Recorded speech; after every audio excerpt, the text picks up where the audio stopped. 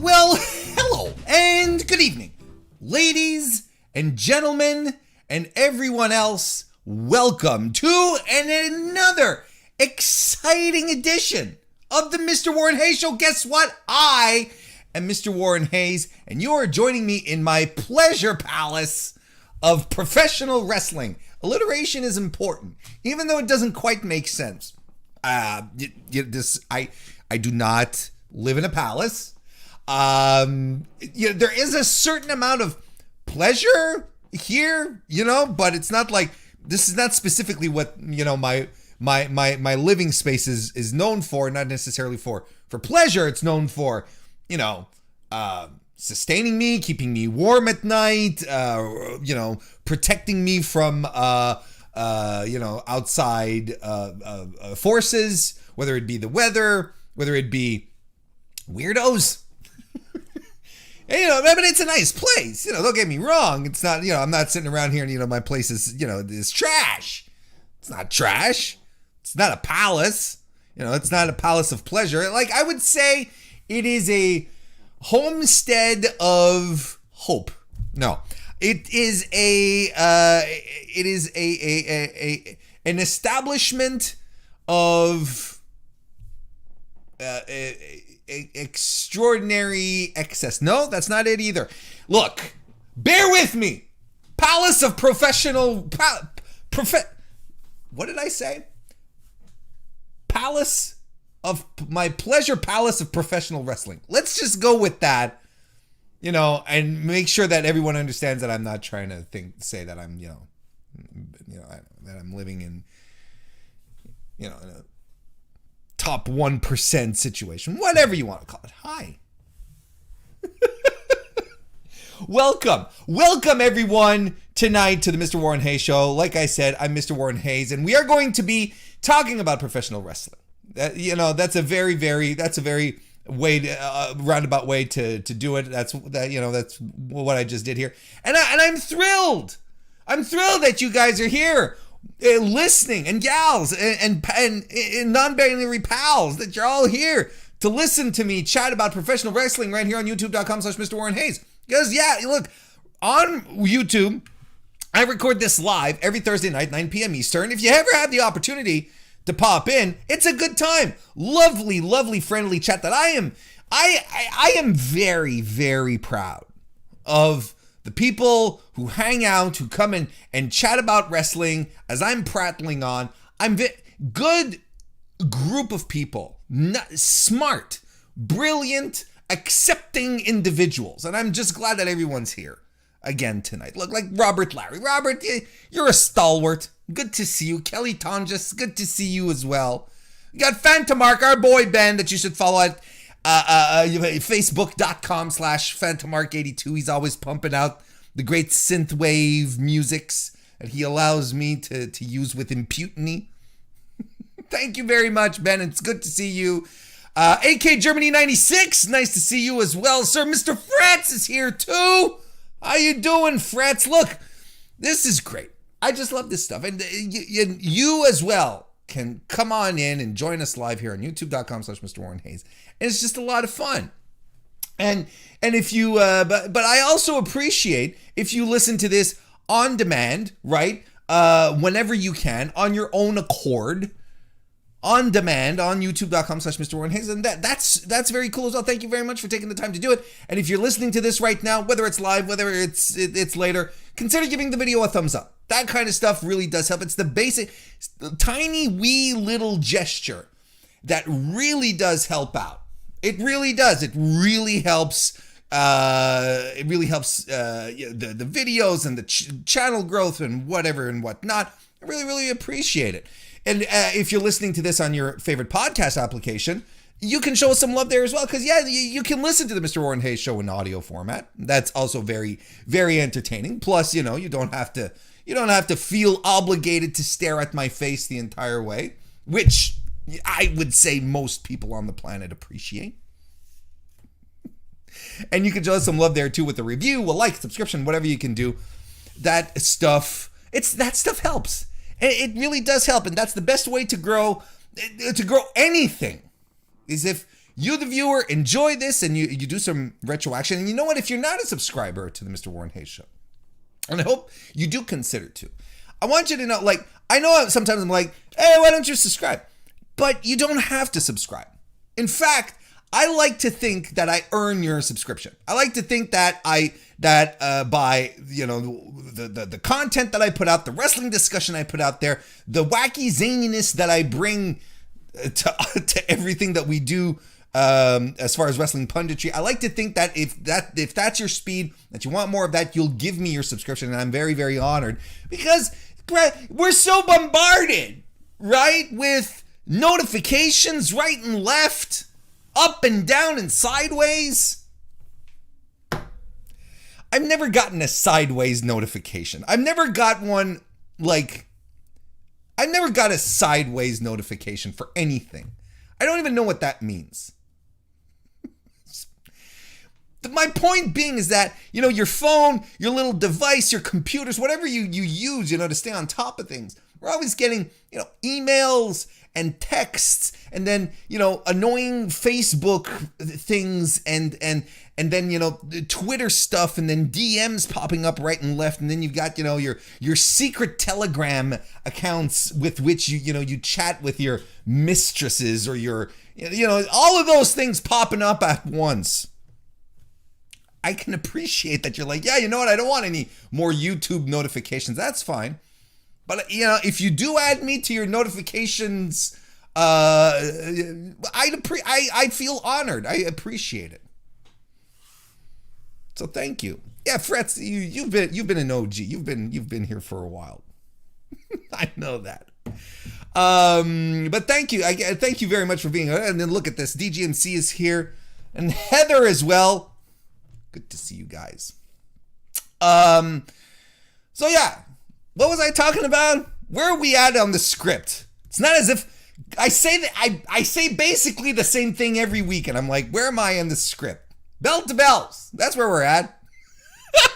BellToBells.com. That's BellToBells.com. That's a website for your women's wrestling stuff, right?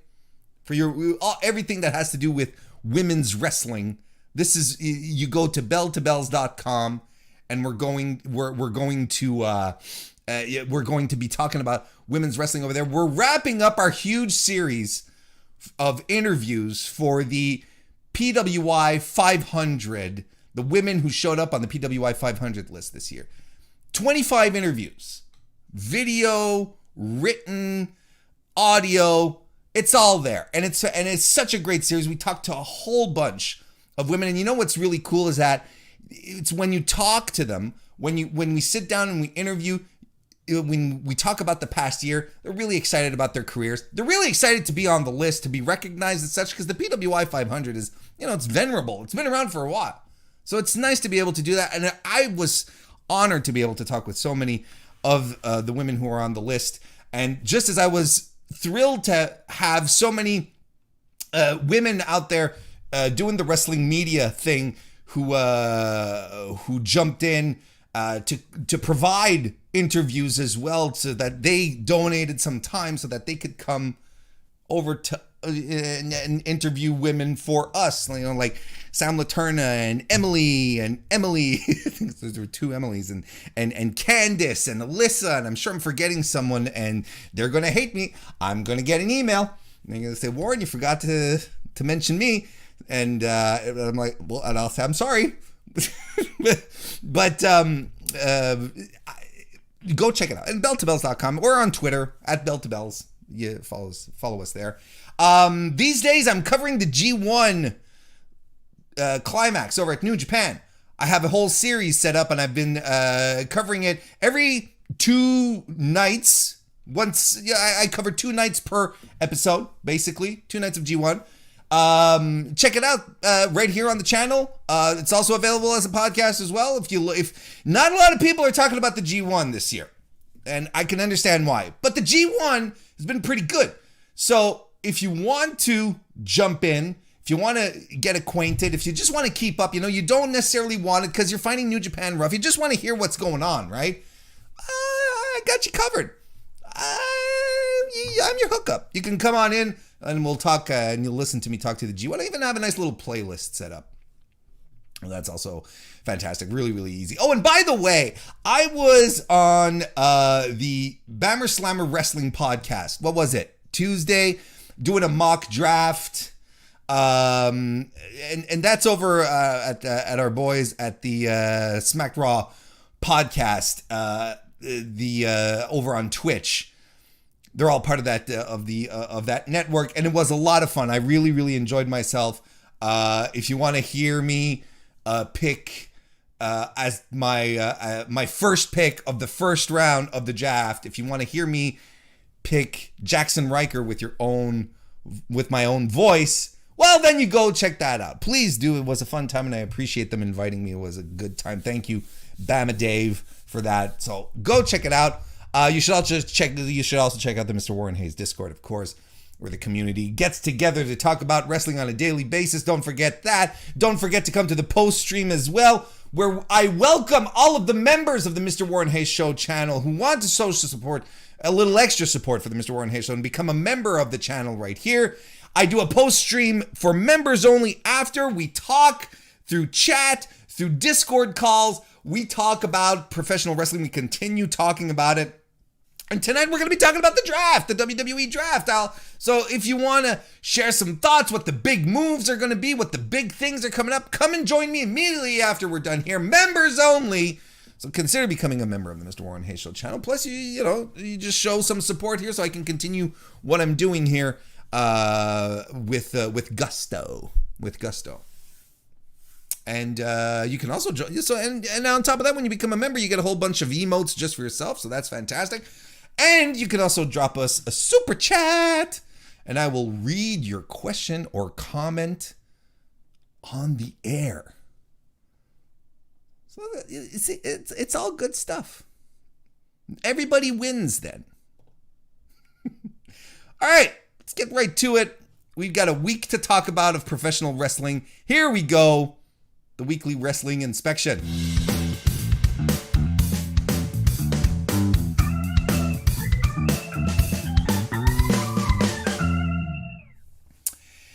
Want to say hello to Big T, who joined us as well in the chat tonight, and he popped in and was saying, did I miss the AEW talk? Well, as it's been, the tradition over the past couple of weeks, I have been asking everyone who joins me live as I'm warming up, as the pre-roll is going, I asked them what topic they would like me to start chatting about this week, and chat decided that we are going to be talking about last night's AEW Dynamite. So no, Big T, you did not miss the Dynamite talk. We're kicking things off with it tonight. Here we go. 66% of you wanted AEW Dynamite. So I got to give the people what they want. Am I right? I am a man of the people. I'm not in this position here thinking to myself, I can do whatever I want willy-nilly without any consideration for what the people want. What the people want is AEW Dynamite talk. God damn it, I'm going to give them AEW Dynamite talk. That's just how it goes.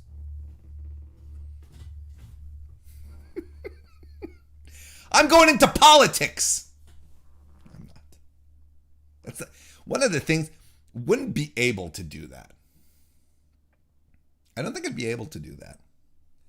I've had friends get into politics, and when you're a low-level scrub, okay? It's like anything, right? You don't jump into a political party and then you're like suddenly, like everyone considers you to be like top shit, right? Because there's so many other people getting into politics who already think they're top shit, and you think you're top shit. So everyone's like, eh. You have to prove yourself. You have to put in the work. But you know what? It's you have to put in the work. And it's crazy the amount of work that you have to put in just to prove yourself, just to show that you can do this. What do you mean student government? I'm telling you. This DGMC guy, Busting my balls. Hey, it's Aaron World Order, Aaron Entertainment, formerly known as FKA. Good to see you. Last night's Dynamite I thought was a good show. I still think it's the best overall wrestling program on television. Started off hot with Adam Cole defeating Jungle Boy. I thought this was a really good match. I thought it was extremely well put together. Give it a lot of time too. How much time was it? Let me check this out here. Let's check this out here. Yeah, I'm not going to pretend like I'm ready for everything here. It's a live show. Last night, 13 minutes and 39 seconds. That's a nice long TV match right there to kick everything off. And, you know, it's the usual setup with Dynamite where it's bookended with really good matches. You know, a hot opener, fantastic finish. Then you get all sorts of sweets in between. So this was good. This was a lot of fun. I thought it was a very, very good match. Crowd was super hot. I don't think Adam Cole will ever be able to be a proper heel. Like, as far as reactions from the audience, right? I don't, and especially, you know, as long as, you know, he does the Adam Cole Bebe stuff, you know, that, because that's over as hell. But it doesn't bother me. And it didn't bother me when he was in NXT either. And I know it bothered a lot of people where it's like, no, the crowd, you know, he's a heel. He shouldn't be cheered. Turn him babyface. You know, all that stuff. I'm gonna be talking about crowd reactions and turning and whatnot in just a couple of seconds here. But this was really good, and you know, another big L for our boy Jack, Jungle Jack. I think it's a testament to. No, here's the thing. Okay, I remember very, very distinctly, just a couple of years ago, right? Just a couple of years ago, I was saying that Jurassic Express, you know, and Jungle Boy, if they keep eating L's, they're going to, at some point, people are going to stop cheering for them, because who wants to cheer a loser? And I still believe this. I don't think you get behind someone who loses a lot. At some point, you're like, nah, you know, I can only throw my support behind someone who constantly gets L's to a certain degree. But I think that AEW manages to keep its mid-card extremely hot with great talent by not letting the losses come across as crushing defeats or come across as you should not get invested in this guy.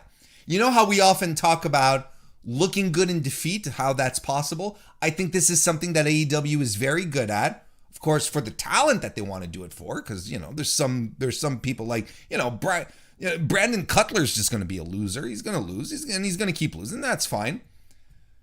But, you know, a guy like Jack Perry, Jungle Jack, Jungle Boy, the boy of Jack Jungle, Jungle's boy. I think that's how I'm going to call him moving forward. Jungle's boy. Jungle's boy has, he's always been a guy that I've been super high on. I don't quite understand why they're not pulling the trigger on him. Maybe because he's so naturally over because of his in-ring ability, his connection that he has with the audience, which is very, very his own and important. Like, I don't know how he manages to do it, because I don't think he's naturally charismatic, you know? Like, I don't think he's a naturally charismatic guy, but he has this connection. Like, he's handsome, don't get me wrong. I don't feel weird saying he's handsome, saying another man is handsome. Do you feel weird? Me saying that? Does that make you feel weird? Make you feel something? The point I'm making here is that Jack Jungle's Boy is very, despite his losing record, he always pulls off great performances, and he has that, that I'll root for you underdog energy that is really, really important. I think that's how he pulls it off, and AEW uses him well. So, this is something where I've been proven wrong, where I was convinced that they had to start putting him in positions where he was going to win and pull off the big matches.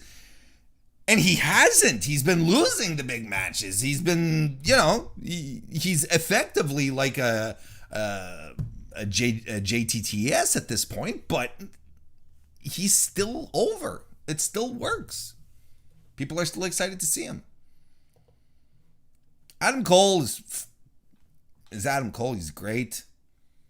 He's really going to fit in so well in AEW. He really is. Like already with the elite stuff and everything. That was fantastic. Good little segment after as well, where the elite were all talking shit in the ring. No Don Callis. Bryan Danielson comes out after Kenny Omega says that he will never give Bryan Danielson a rematch after their 5-star class. Did I talk about the fact about the 5-star class? I don't know. Look, maybe it's, a full week removed at this point. I'm trying to remember exactly what I said in that regard. But, like, as good as the match was, I don't think it was a 5-star match. I know everyone got excited because Uncle Dave gave Daniel Bryan his first 5-star match, and that's fine, Yeah, no, that's it. I talked about the fact. I talked about Daniel Bryan getting his first 5-star match in regards to everything that he did in WWE, despite all the great matches that he did there. Okay, yes, now I remember. So this was officially his first 5-star match.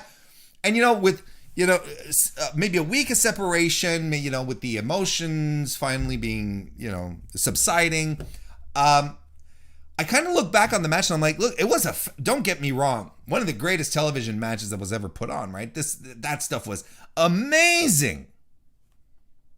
But I'm not quite sure that I wouldn't call it a 5-star match. Like it won't. Yeah, I wouldn't put it in my top 5 of the year.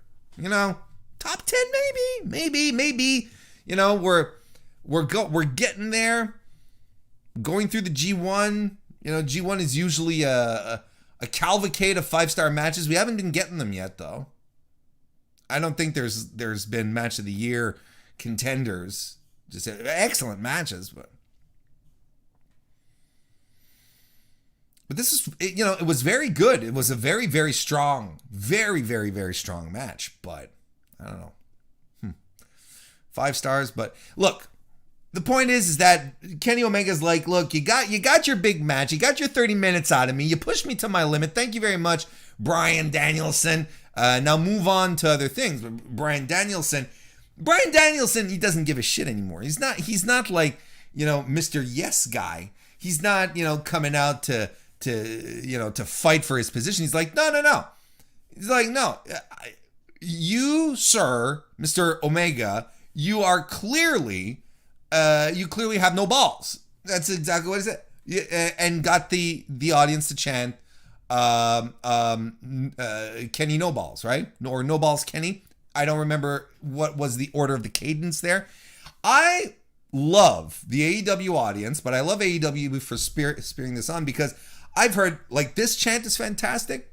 I thought the piece of shit chants that Christian Cage got the audience to chant in regards to Don Callis was also fantastic. And I don't know if this ever came across on TV, and I think it was at the Rampage. I think it was at the United Center Rampage show.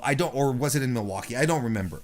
But one of the shows that I saw live, one of the AEW shows that I saw live, there was a very organic chant. I think it was at the Milwaukee show. Very organic chant of Pepto-Bismol towards Don Callis, who was wearing that very Pepto-Bismol-like pink suit, right? Which was completely spot on and just spurred on by the audience, just like very, very spontaneously. So, you know, I like these chant-alongs for wrestling matches like that, for during wrestling matches and wrestling shows. That's what you're supposed to do, right? That was a lot of fun. JK Schwal in the chat confirms. Yes, thank you, JK. And good to see you. Welcome. Because JK was at the Milwaukee show. I have the picture to prove it.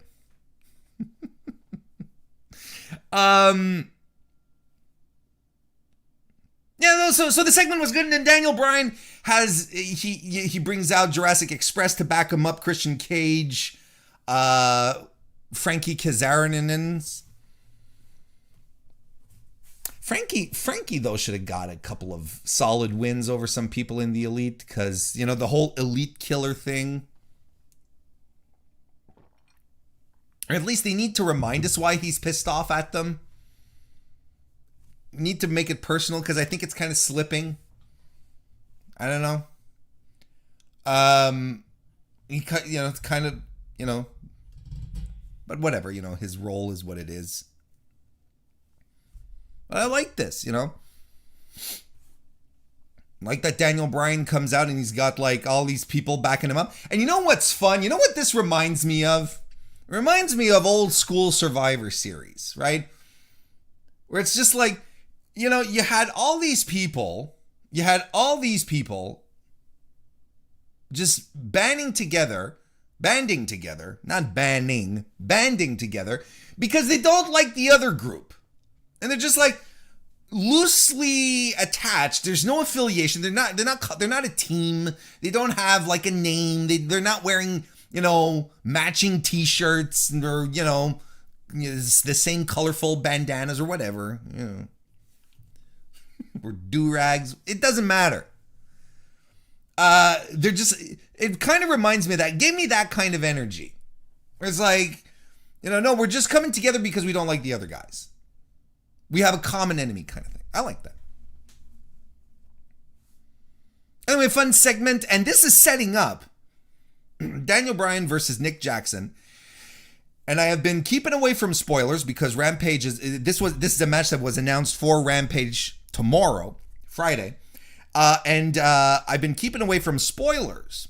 But what I have read about the match, though, is that it is phenomenal and that it is something special.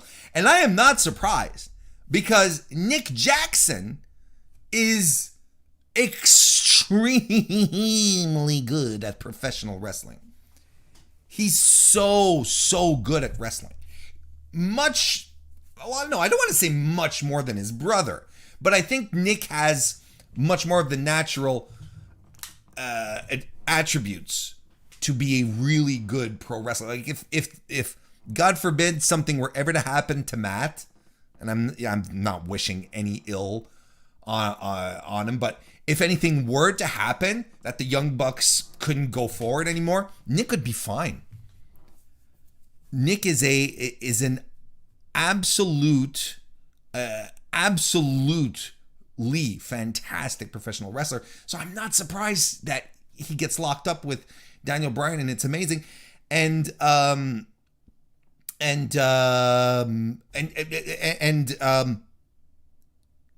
like it because it's the kind of match that a lot of people out there weren't necessarily clamoring for when Bryan Danielson joined AEW. They weren't like, oh, my dream match with Nick Jackson. No, they were more like, my dream match with Kenny Omega. My dream match with Ray Phoenix. My dream match with CM Punk. Whatever, even though it's happened. But you know what I mean? So this one is going to catch us by surprise, and that's something that I can dig. That's something I can dig.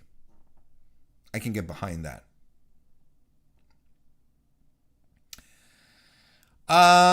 Anyway, fun segment, setting a whole bunch of stuff up. Proof that you don't need like 12-minute promo packages to set up some feuds. You really don't. Then we got a 6-man tag team last night as well. Darby Allin, Eddie Kingston, Jon Moxley defeating Anthony Green and Bear Country. Short little match, top guys against jabrones, or against, not jabrones, but, under dudes. The guys who are not that far up high on the pecking order. It was fine. It did exactly what needed to be done. I like they're continuing like this affiliation. Like Kingston and Moxley they're pals, they're buddies, they're joined at the hip, they're a thing, right? They're a duo, they're a pair, they're a team, they're a combo, right? And Darby is like he's a satellite around those two guys. Like he pops in once in a while, is like, would you guys need someone to fight? Sure, Darby. Gee, didn't see you back there. Is it okay? I was just hanging out here, just taking a shower. How were you taking a shower, Darby? That's like it's just a corner. I have a rag. You have a rag? Yeah, it's a wet rag, and I just like take it and then I twist it over my head and then the water falls on me. It's like a shower. Sure, Darby, you can come fight with us. We'll just talk about matches moving forward. So this was fine. Good to see Anthony Green getting some shine there on Dynamite. Happy for I'm glad that a lot of these guys and gals that AEW that WWE fired, that they're landing on their feet, getting some work back on the indies. But look at this, on top of that, getting big time tryouts on Dynamite and stuff. I like that kind of that makes me happy. So that was good. Bear Country are still very green. They're still very, very. I'm not feeling them. I know a lot of people are very, very high on them. They have a fantastic look. Don't get me wrong. They've got the intensity. There's a lot of good stuff to it, but there's still an unfinished product. After the match, Sting does a scorpion death drop. And I like the face that he made. He was like, well, I might as well give you let's go for a cheap pop, everyone. And he hits it. And that's fantastic.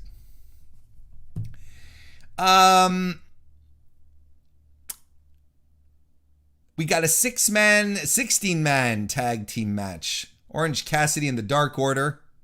We're talking Alan Angels, Alex Reynolds, Colt Cabana, Evil Uno, John Silver, Stu Grayson, and 10. Taking on the Hardy Family Office.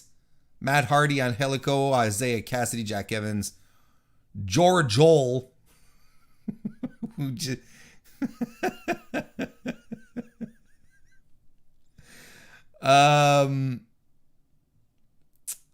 Mark Quinn, the Blade and the Butcher and the Blade too.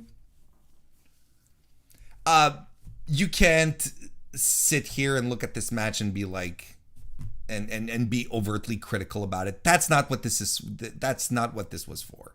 That's not what it was for. It was not. It wasn't your work rate classic where you're going to sit down and pick apart, this match. Like, oh, this guy missed his spot. We were in Rochester, New York. This was the birthplace of Brody Lee, and last night was meant to be a tribute show to him, because it was the first show that they were running in his hometown. They were supposed to run it last year, but COVID kept it from happening. So -1 was there. Amanda Huber was there. So it was just like good times, good feelings, and they wove the storyline of the Dark Order threatening to break up over the past couple of weeks. They wove it into last night, where it's like, okay, now everything's okay. People are cool. Everyone's fine. Everyone's back together because we love Brody Lee so damn much, and we want to honor him. Evil Uno got his act together. You know, he was being a dick during the match. I was like, oh no, come on now. I like the Dark Order. I like the gimmick. I enjoy the shenanigans. I think it's fun. This was, for what it was, perfect.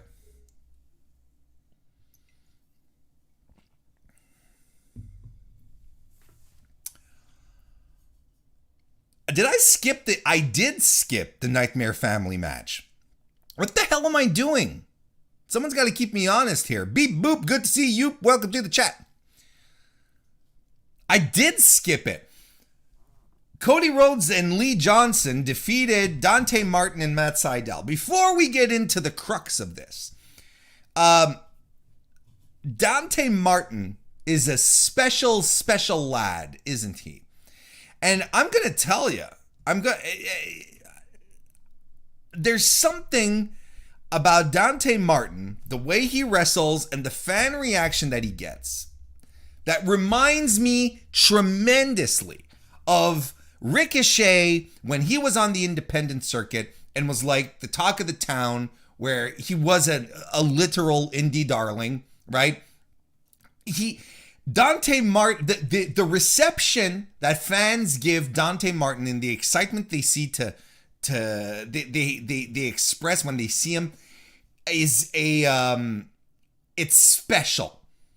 And it reminds me of that. It brings me back to that. I know a lot of people are like, oh, when he comes back with his brother, it's going to be amazing. And I'm like, has he kind of outgrown Top Flight already? You know? Because sure, like, bring the tag team back, but we already know who the star is here. And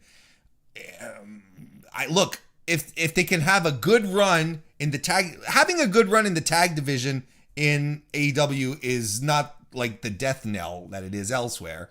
So good, you know, sure. But right now, he's just like I said, like I have that vibe. He gives off that same type of energy that when people get excited to see him.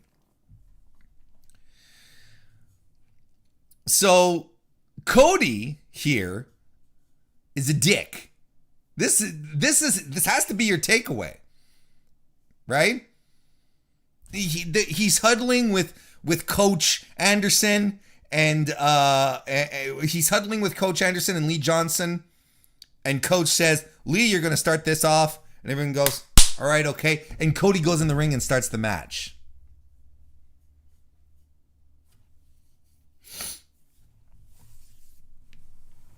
I like this, and then you know, the reception. Of course, he gets booed again.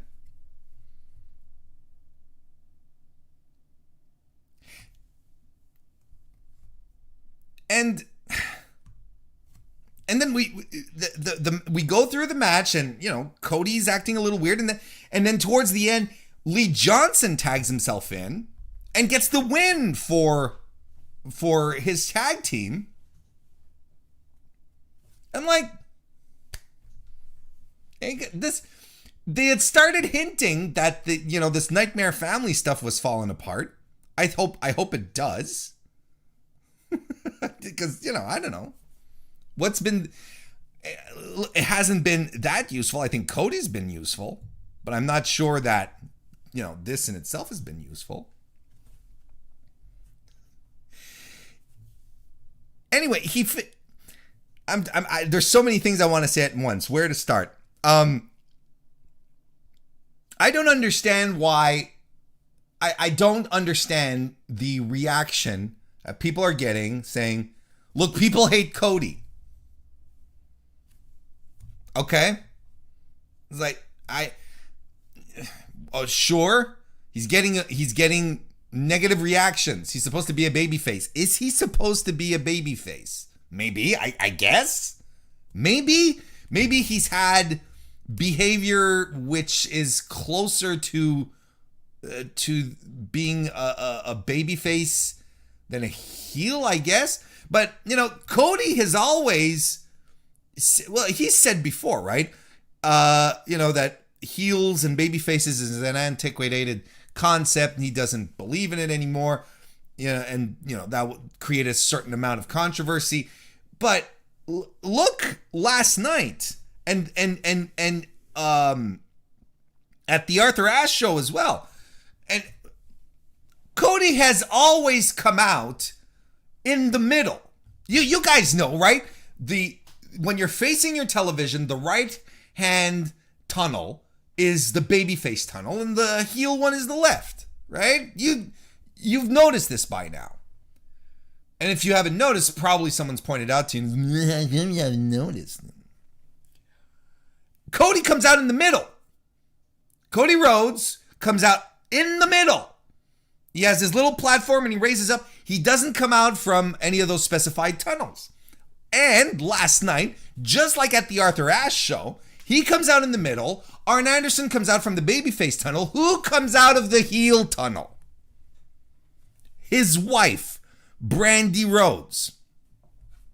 These are no mistakes. This is what's fascinating to me, is that there are people arguing out there on the internet that Cody Rhodes is clueless and doesn't understand what's going on in regards to how people are reacting to him, in regards to how he should be acting. And that boggles my mind. A guy who is self-aware enough of what he's doing in wrestling to say, I am coming out through the middle. If he is getting boos or cheers, it doesn't matter. He's getting reactions. Do you think it was a mistake for Malachi Black to get cheered? I don't think it was. I think Cody understands fully the type of reputation that he's developing with a certain core of fans who are quite vocal in expressing their displeasure at the presence of Cody Rhodes doing Cody Rhodes things. Whereas if you take it objectively and you take a step back, Cody Rhodes has done more for the company, has put over more stars in AEW than anyone else. He has created new guys. I know that I'm a broken record at this point, but I'm going to keep hammering this home. Because people who think that they don't know, that he doesn't know what he's doing, that he's not tapped into the business is weird. Because, and I've noticed, these are the same or close to the same people, right, who used to say Cody has his finger on the pulse of the business. He knows what the fans want. He knows what makes them tick on the independent circuit. He knows what, and now suddenly he doesn't get it because you don't like Cody, because there's areas of his personality that maybe irk you the wrong way, which is my case. But you can't turn around and say that he doesn't understand what he's doing. He knows exactly what he's doing. And here's something else. They're taking those reactions, they're paying attention to them, and they're adapting the in-ring stories and whatever to the crowd reactions. My God! Just like a wrestling promotion should do. Oh, Cody's getting mixed reactions? Well, let's lean into it and let's do some middling stuff. Let's make him be a jerk. Let's make him, kind of be an ass to Arn and so on and so forth. Let's lean into it. Again, we've been conditioned for the better part of 2 decades by a single wrestling company that kept telling us week after week, no, you guys, even if you guys are chanting this, we want you to chant this. Regardless, you don't like this guy? Well, we're gonna force feed this guy to you. We listen to our fans, and when everything shows the opposite, and then you finally get a promotion that is clearly listening to its fans, that is clearly paying attention to the reactions that are happening in the live crowd, and people are like, Cody, no one gets him. Cody should be a heel. Cody doesn't he doesn't quite get what's going on. He's too detached. He's not. It's so weird. And again, this is the weird thing, is that I don't like Cody all that much. And yet I find myself here every week or every 2 weeks, it feels, at bare minimum, defending him. Because objectively, he's doing everything right. He's doing everything he said he would do. He create new stars for his company and pay attention to what the fans want. If something isn't working, we're going to pivot and we're going to try something. They're listening to the reactions. They're adapting as we go along, and people are still finding fault with it.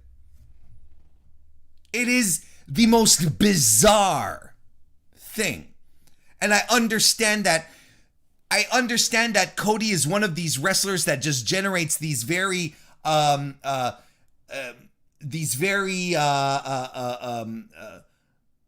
irrational feelings in people because they have the impression that he's such a dope, right? I don't get it. I don't understand it. Anyway, of course, the big thing that happened, the thing, right? The big thing that happened was that Arn promo after the match when Lee Johnson got the win for the team, and Arn just starts completely trashing Cody, right? Telling him you're soft, essentially, calling him a bitch, saying you're the kind of guy, and I'm paraphrasing here, I don't remember exactly, but you're the kind of guy that if someone jerks your car door open, I think is what he said, and threatens you to give up your car, carjacking you, you'll say, okay, sir, whereas I will pull out a Glock and spill his brains all over the pavement, something like that. I'm like, oh, wow. That escalated so quickly.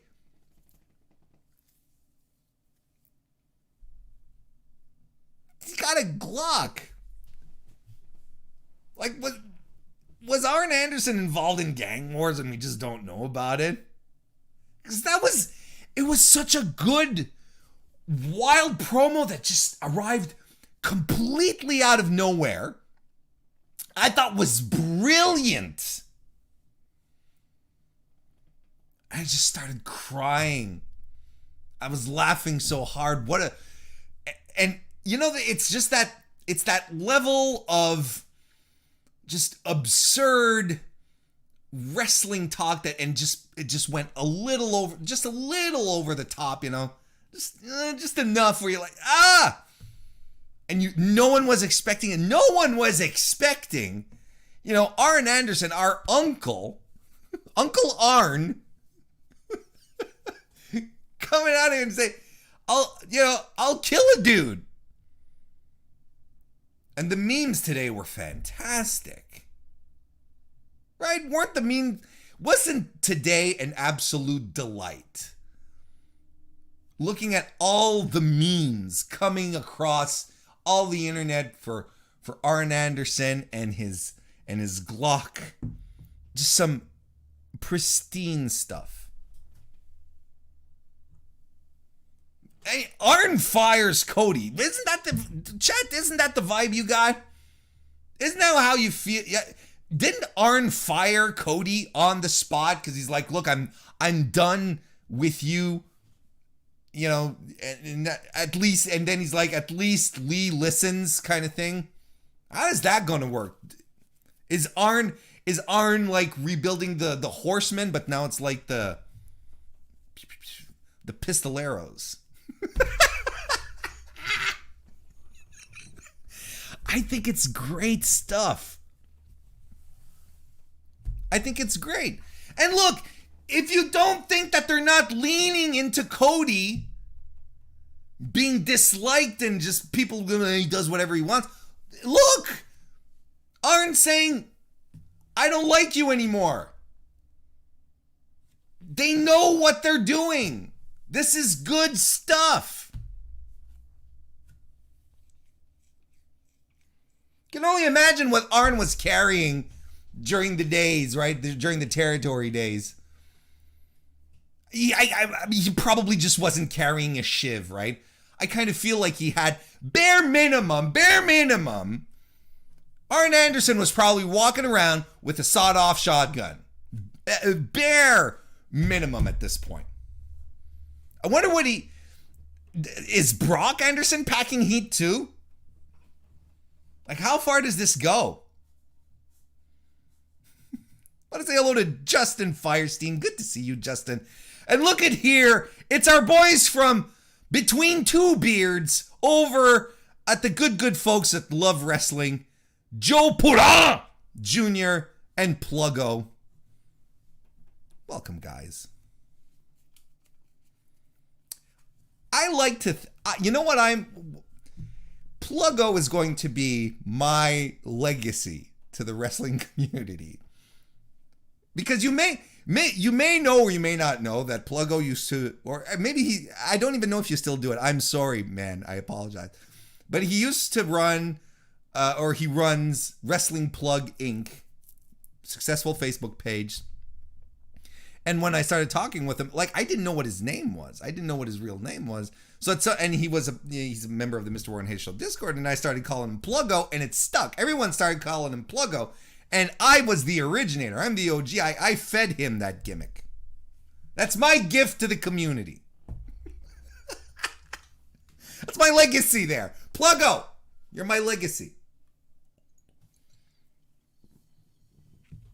I'm on the nonsense tonight a kind of bit. It's because I've been having Mexican Coca-Cola. Coke bottled in Mexico. So it's like they use real sugar and, you know, whatever else. I don't know. But I can kind of feel it in the tippy tips of my fingers. Did you guys watch Rhodes to the Top, by the way? Chat. If you watched Rhodes to the Top last night, type 1 in the chat. I don't want to break it down because I don't know. Here's what I'm good. Okay. Here's what I like about it. I like, I really like the backstage access. I think that was a lot of fun. You know, the little segments that they had with other wrestlers, like Ricky Starks, like looking like he's about to crack because he's been told by AEW Medical that he won't be able to wrestle for months, you know, and he's holding the tears, and he's like, oh, you feel bad for the guy, like they baby faced him hard, you know. I really like that stuff, but man, look, I've watched my fair of reality television, okay, and I think it is a C- level reality show. Because it's not that compelling. And Cody and Brandy are kind of boring. I don't find them interesting. Now, Cody's sister, Teal Runnels, she pops on and she just steals the whole goddamn show. She is absolutely fantastic and is the reason anyone should watch this show. Like, she's just dripping with personality. It started to, and then you started to taste it, and you're like, oh, this is good stuff. And all I wanted was Teal. I wanted more Teal, and I want more Teal next week. I want Teal to have her own show. I want Teal on Dynamite. I want Teal to manage Nyla Rose. Get rid of Vicky Guerrero. Put in Teal Runnels. Have her manage Nyla Rose. Fantastic stuff. I love it. Love her. I thought Jade Cargill was perfect for what they were having her do. The role that they have her on, sort of like this worker, friend, confidant kind of thing. Lovely stuff. I think she's very good at it. The forced heat, this imaginary backstage heat that she had with Red Velvet.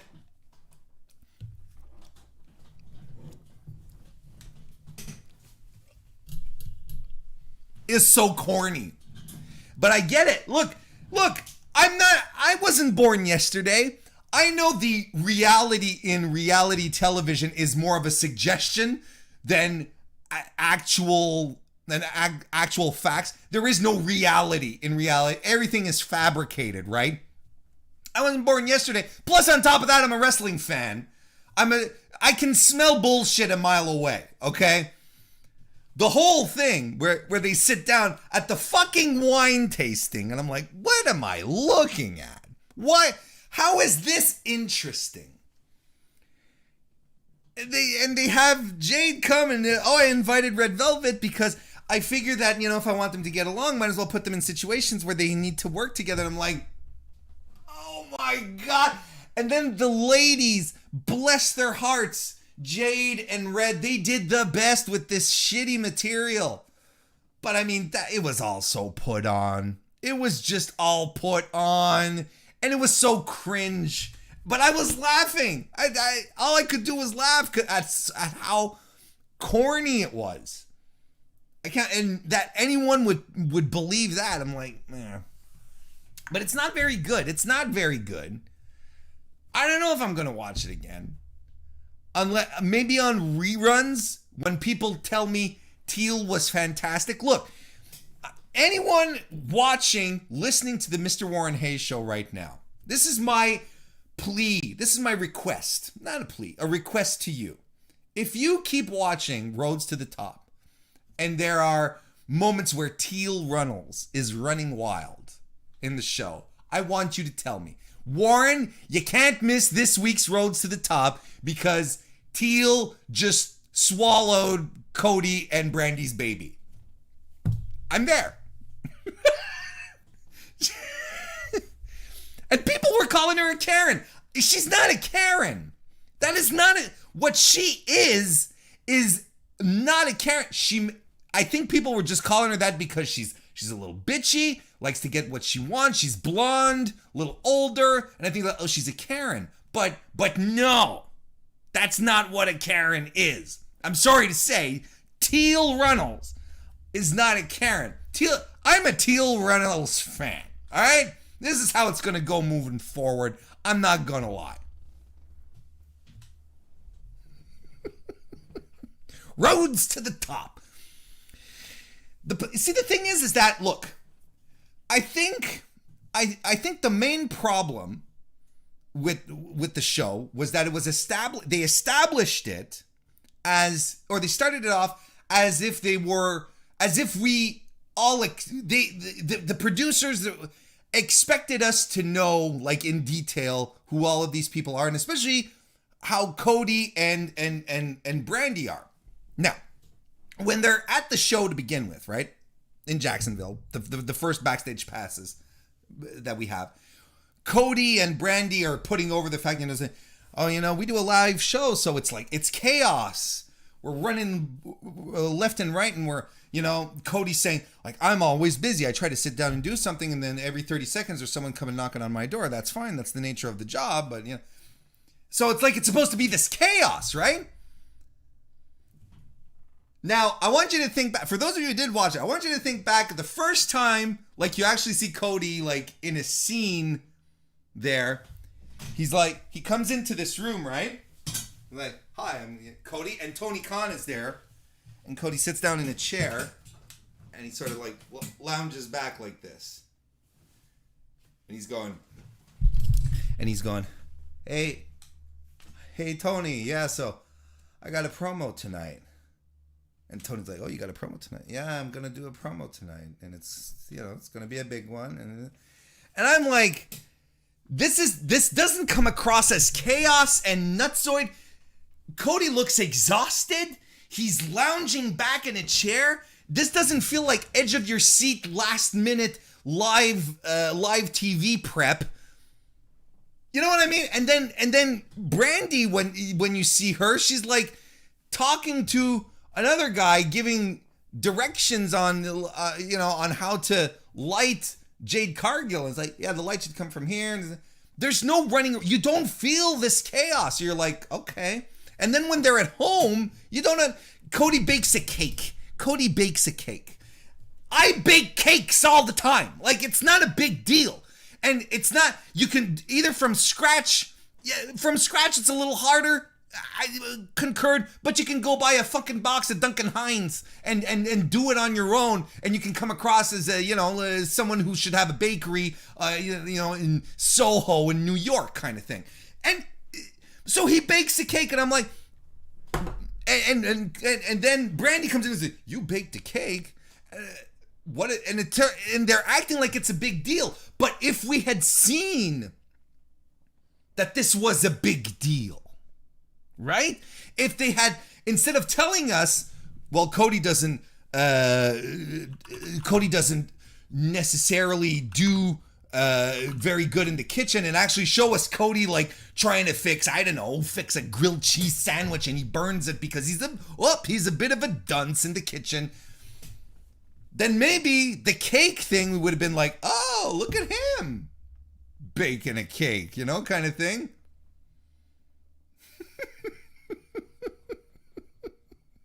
But I was looking at this, all right, whatever. They just didn't take the time to establish a relationship, what these people are good at, what they do. We did see Pharaoh, though. Pharaoh's the star of the show, right after Teal Runnels. Anyway, that's my review of Rhodes to the Top. So please, keep me posted in regards to what we're doing for please keep me posted on appearances of Teal Runnels on TNT's hit new reality series. Came in 16th in the ratings. Dynamite was number 4 on cable last night, I think. And Rhodes to the Top came in 16th overall. I don't know if that's a good thing. I don't know how reality series perform. 16th overall doesn't seem good, especially when your lead in to the show is the show that people are watching, and Dynamite is the lead into Rhodes to Riches, so they're expecting some bleed, right? I don't know. Because I'm thinking Rhodes to Riches, Rhodes to the whatever, the roads less traveled is, whenever you have a new show, you're always going to get a big bump in the first few weeks, or the first episode for sure, because there's the curiosity factor, people want to tune in, and then it goes down a bit, and then it sort of stabilizes. That's usually how TV shows go. Usually, right? So it's probably, I don't know. I hope it doesn't, I wouldn't want it to bomb. I don't want it to bomb because I want the TNT, I want the Turner AEW relationship to be great. I want them to make all sorts of great content together so that AEW can have a long, prosperous life and can charge Turner millions of dollars for their for licensing. I that's what I want. So I want these spin-off projects to work, even if they're not for me, even if I think they're kind of lame. Look, as it stands right now, like I was chatting with Matt Kuhn on Twitter last night, I think the best possible programming move that TNT can do now moving forward with AEW is to have Arn Anderson and Teal Piper do a road trip across the United States. You know, an armed road trip across the United States. I think that's what you do, a kind of a Bonnie and Clyde thing, where they're not necessarily robbing banks, you know, but they're just causing general mayhem as they go along. That's a show. That's something that we should turn into. You call it Glockenteal. Oh, that sounded a lot funnier in my head because I was thinking of a Glockenspiel. Right? You guys know what a Glockenspiel is? Like a xylophone, but German? No?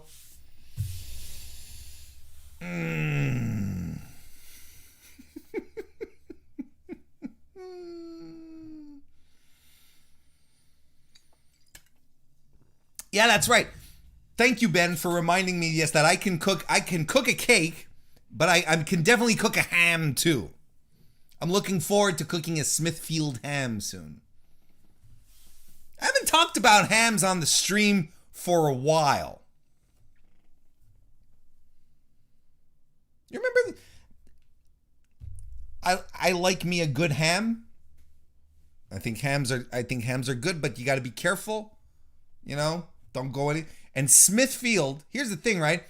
Is that it's a ham that is specially aged in the country over in Vermont. There's a town called Smithfield, Virginia, not Vermont, Virginia, excuse me.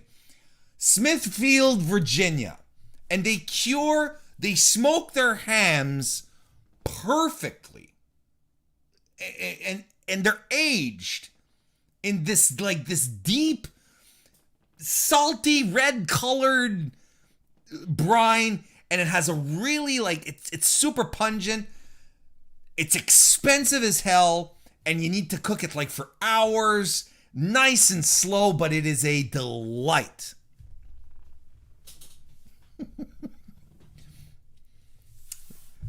I don't know if you guys knew. I really like ham. I am a big fan of ham. Serrano ham is also something really fun. That's you can only it's thin sliced ham like prosciutto. Like that, maybe some of you know what prosciutto is more than Serrano ham. But it's specifically made in Spain. And I've been to Spain a couple of times, and I just binge on this stuff. Because the way that it's cured, it's not it doesn't meet health and safety guidelines in Canada. So while I'm in Spain, I'm like, fuck my weak Canadian constitution. I am eating all of the Serrano ham I can, and it is so good. It's nice and extremely salty, thinly sliced, and if you get it properly, properly eaten, you go to a restaurant or a butcher's, and he literally has the hog's leg, and he's slicing it straight off the leg. It's amazing. Yeah, Iberian. That's it. It's all the Iberian ham. Fifth generation Carney Joseph. Good to see you. And look, it's our boy Conrad from Everything Pro Wrestling. We're here as well, who are arriving right on time for the ham discussion. Okay.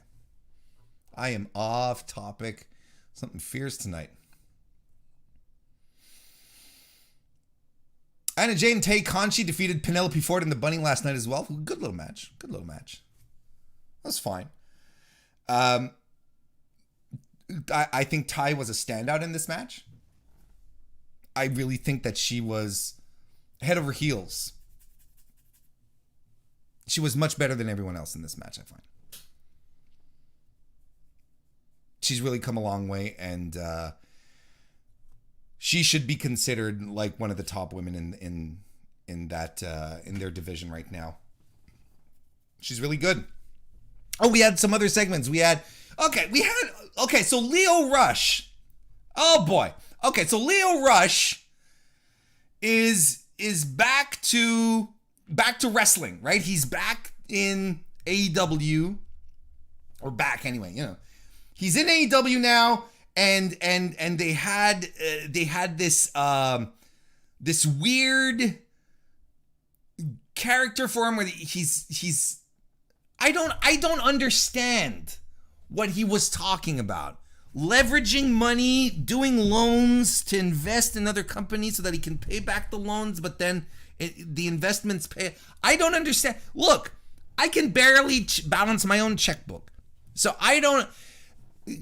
Lio Rush's character last night is probably the least relatable wrestling personality for me out there right now. Of course, the discourse, well, before we get into the discourse, I find it weird that in a company where most characters on, and I'm doing air quotes here for those of you who aren't watching, for a company who's focused on, who most of the wrestling characters they have are just guy who likes to wrestle. I don't know why they're leaning so hard with this, money mogul thing that Lio Rush is doing, when Lio Rush is a uber athletic, once in a lifetime, super charismatic wrestler that should be just let go and be like, okay, just go out there and razzle dazzle everyone because that's what he can do. It's weird to me. Because I don't think it fits him. You know what I mean? And of course, well, then the discourse after that is, oh, Lio Rush is back. I thought he was retired. Make up your mind, man. Blah, blah, blah. And of course, this is the kind of thing that I don't understand. First of all, I can only assume that people who got mad that a retired wrestler unretired himself to wrestle again, can only assume that people who got mad for that are new to wrestling, because I've grown immune to that, impervious to it. It doesn't bother me. It doesn't even, I don't even shed skin.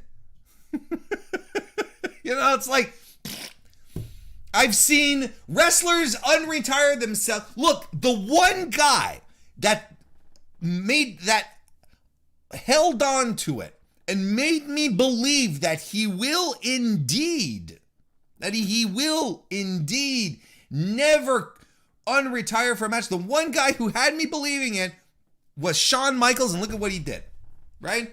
From this point on, it's like, you can say you're retired, but just it doesn't mean shit. And I think wrestlers know. I think it's part of the gimmick, So to get upset about it is like, okay, whatever. It's your freedom. You can, do whatever you want. But, the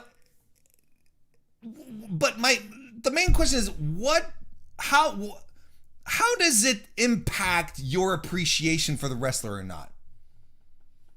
I can't trust what he says. He's a liar. It's wrestling, right? It's wrestling. It happens all the time. So if you're a fan of Lio Rush, you're happy. If you didn't like Lio Rush in the first place, you're not going to like it. I'm glad that he's back. I think wrestling is better off with Lio Rush putting on extraordinary matches in it with us. I think we're better off watching Lio Rush perform than not. I hope he's okay. I hope mentally he's in a good place. He seems to be. He's been letting on that he and Tony Khan have been having chit-chats, and that's good. But if you're mad and you're like, Leo Rush can suck a dick because retirement stuff, I don't know what to tell you. You probably didn't like him in the first place. Or you're clasping on to something that has no real importance or relevance, which is wrestlers retiring. It doesn't matter because there is no such thing as a true wrestling retirement. There's always something. We've been jerked around that so many times. It's like the Hall of Famers, right? They should all be retired, but some of them are still wrestling. Yeah. It's so weird. So we got that Leo Rush thing. We also got Kristen Ashley, the first lady of the MrWarrenHayes show. Yeah. Who just popped into the chat. Hello, Kristen. You did miss the ham chat.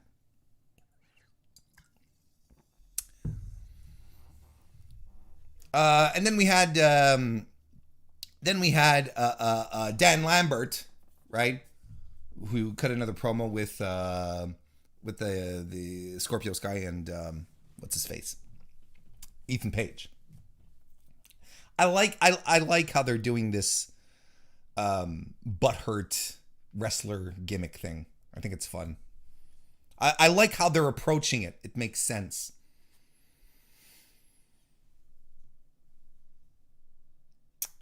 And finally, we got Sammy Guevara defeating MIRO for the AEW TNT title. This was a good wrestling match. And you know what was great about how it concluded, how it came forward, how it ended? Sammy beat MIRO in the way that we've been told over the past couple of weeks, leading in from Eddie Kingston, right? Eddie Kingston had told us how to beat MIRO. It's his neck. You got to go for his neck. His neck is the problem. So what did Sammy do? He went for the neck. I love how this all tied in to past weeks of storytelling. That was MIRO's Achilles heel, right? His Achilles neck. I liked it. I thought it was great. I thought it was a very, very good match. And then on top of that, he hits the tornado DDT, right? Fuego's move. He hits the GTR. He hits his, what is it? A 680, a 680, right? There's so many rotations. I lose track of the numbers. But I liked it. I thought it was a very good match. And then the discourse. Wrestling fans are weird sometimes. 630, thank you. Not 680, 630. Thank you, chat.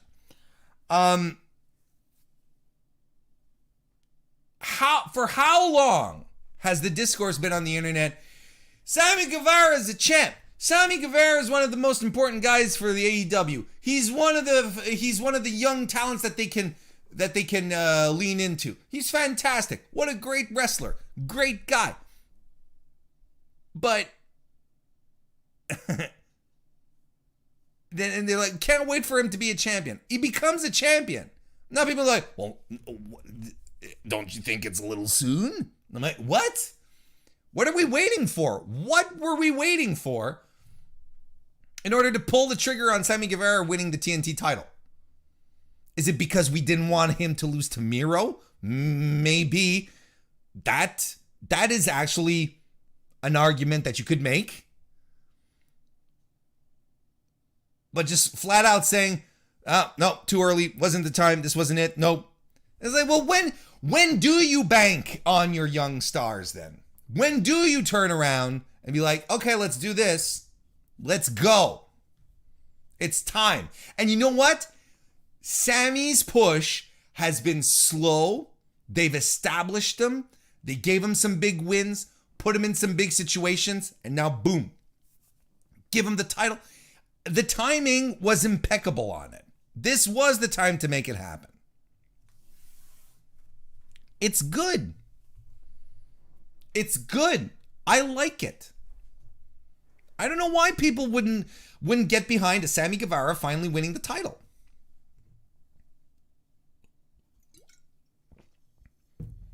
Because that's the thing, is that at some point, if you keep saying that Darby and Jungle Boy and Sammy and MJF, like MJF pointed out in his promo, all right, I have to mention that, that they're the four pillars of AEW. Well, I'm like, okay, let's we have to start banking on them at some point. You can't spend the next 10 years saying these are the young guys who are going to carry the company into the next millennium or whatever, Okay.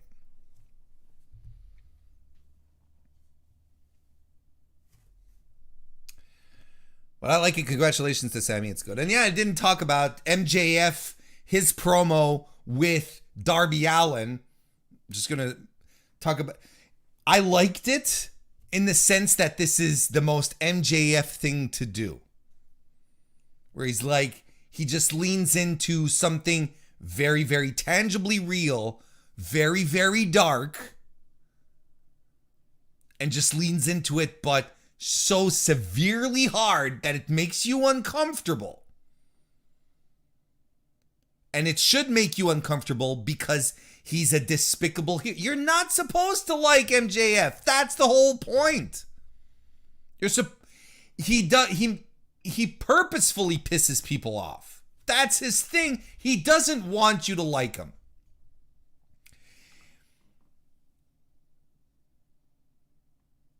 So he goes through his promo with challenging Darby, who comes out and he basically starts to fuck with Darby, because that's what he does, because Darby starts being a smart mouth. It's like, oh, you want to be a smart mouth, huh, kid? Okay. Then he starts picking at the very tragic accident that is very well documented, that Darby's talked about quite a bit, about that car accident that almost took his life, but took the life of his uncle. And it got very uncomfortable. And I'm like, ooh. And he's like, it's fine. Darby's like, look, it's okay. MJF goes and he says, I think the wrong person died that day. And I'm like, wow, Jesus, this is, it tastes real, doesn't it? Darby's like, oh, whatever, man. We're going to leave it at that.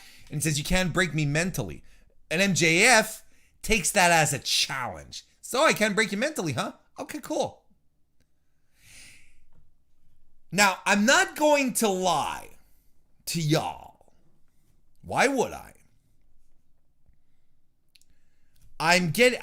The scene kind of gave me Sheamus, Jeff Hardy alcoholism vibes, right? That it sort of hit me in the same place.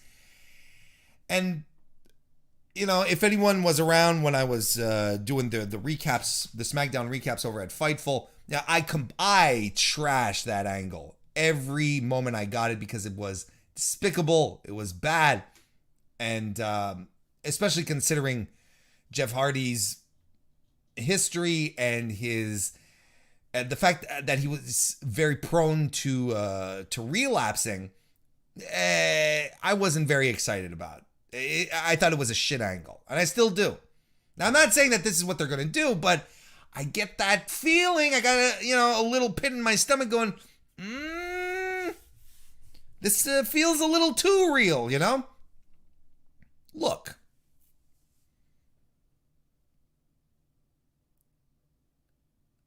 I will defer judgment as we go along. I thought the angle I thought the angle on Dynamite was interesting. I like that it made me feel uncomfortable. See how it goes.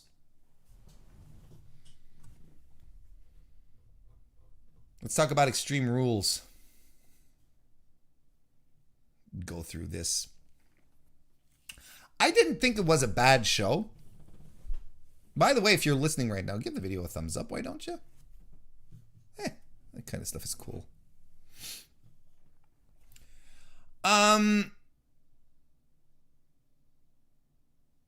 Extreme Rules. Let's check. Hey, William Davis, good to see you. Welcome to the chat. Let me go through this a little bit. I did look. I went off on so many tangents. Like we're running low on time.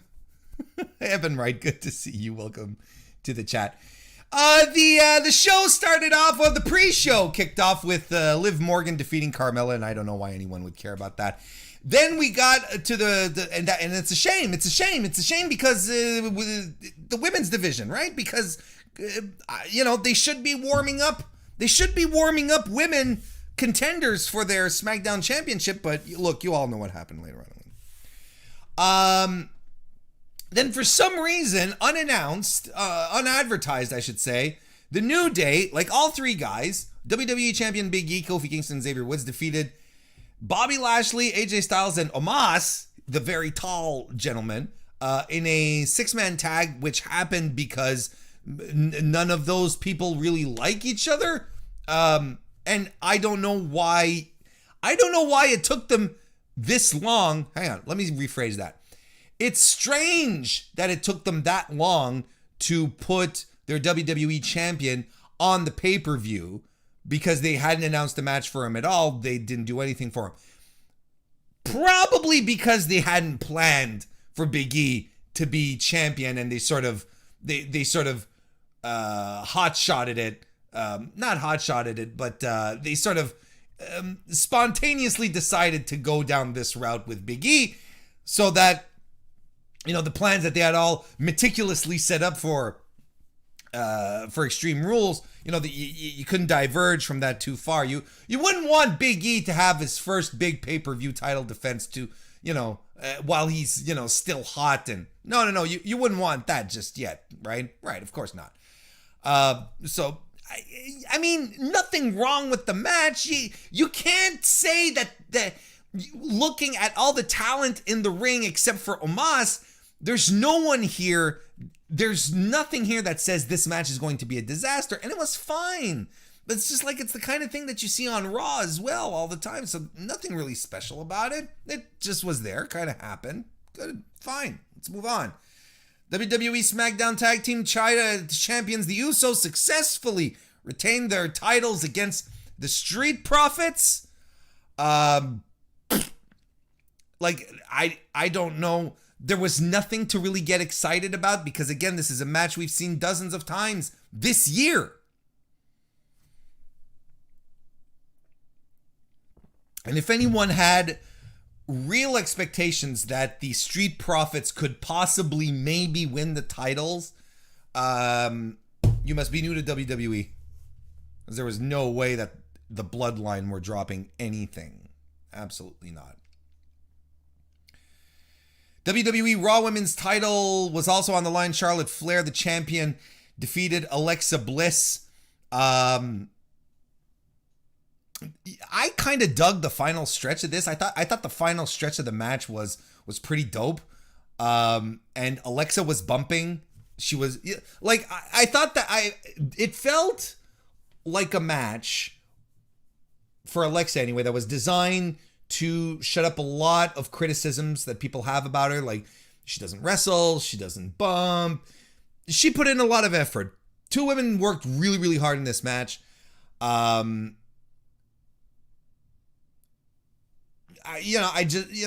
was a solid wrestling match. Again, nothing in regards to the quality of it. And then the whole fucking tearing up the doll angle. Look, I'm on the record. I said this, I tweeted it out, and I talked about it. Over the past couple of weeks, they'd been really toning down the magic nonsense with Alexa Bliss, right? There was no more winking dolls, no more dolls chasing women down flashing hallways, with the lights flashing and appearing in mirrors. They were done with, they were really toning down that shit. So when they did their promo in the ring, one next to each other, like, I was like, okay, so when are the lights going to go out and the lights are going to come back out and Charlotte's going to be covered in goo, that kind of shit. It didn't happen. Instead, it was like, look, Alexa Bliss, if her character is, I'm crazy, I'm just nuts, a la Harley Quinn. And again, I don't have a problem with wrestling aping pop culture references. Wrestling's been doing that for decades. For as long as I can remember watching wrestling, this is something that's always happened. So I don't have a problem with it. So if they want her to be like a just nuts, I can get behind that. Something like that, it's cool. That's fine.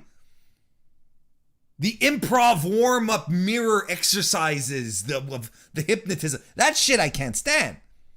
I'm like, this is stupid, and it's dragging down the match, and everyone looks like a fucking moron.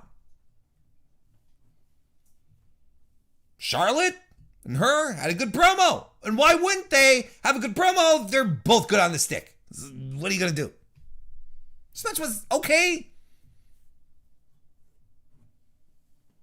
But the whole thing then, Charlotte, she tears Lily apart. And it lasts forever after Alexa like crying over her torn up doll.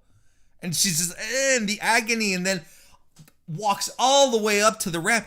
And they're doing the thing, right, where commentary doesn't speak, to sort of emphasize the drama of what's happening, right? Like when someone gets really injured, the commentary goes silent because it emphasizes how dramatic what's going on. We can't, this is poignant. Not poignant, it's bullshit.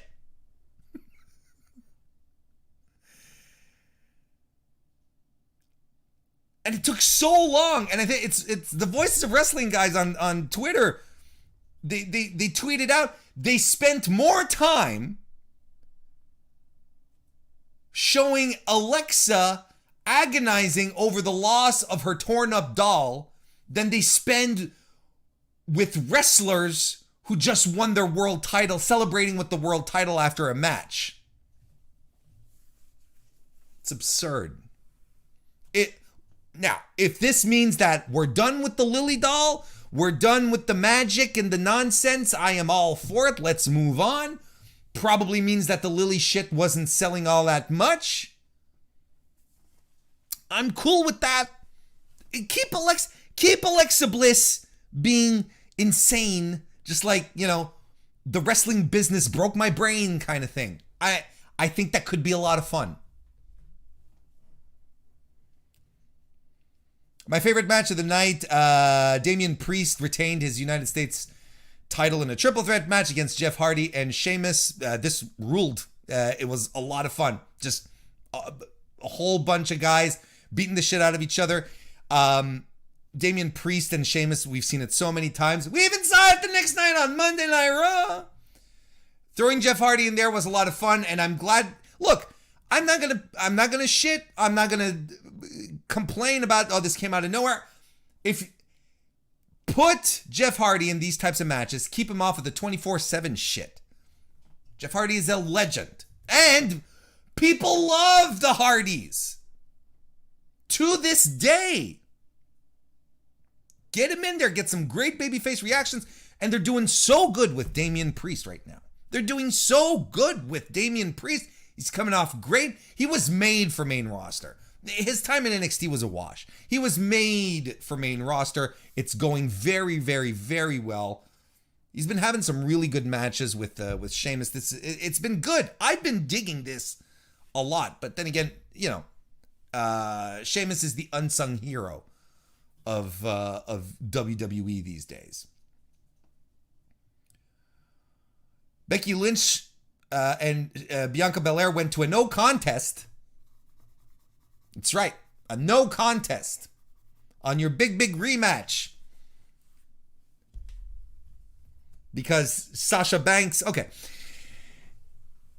This was the kind of match that I was looking at it. I was looking at Becky and Bianca. Two women that I really like. I think are superstars. And I really, really like them. And I'm watching them wrestle, and I'm sitting there and I'm going, this is a solid wrestling match. They're working hard, but I'm not connected to this match. Nothing is working for me right now. I was missing that emotional spark, that something to make it really, really exciting for me, to make me pop out of my seat and go, woo! It just felt like a series of events. You know what I mean? Just like stuff happening for 16 minutes. And I think it went a little too long. It went a little too long for something that didn't have like an emotional investment in it. And the whole thing came to a crashing halt when Sasha Banks ran in to sort of spoil the broth. Surprise return. And, screw Bianca out of getting some heat back and just leaving Becky laying out. I don't know. Are we going for a triple threat next? Is that where we're heading?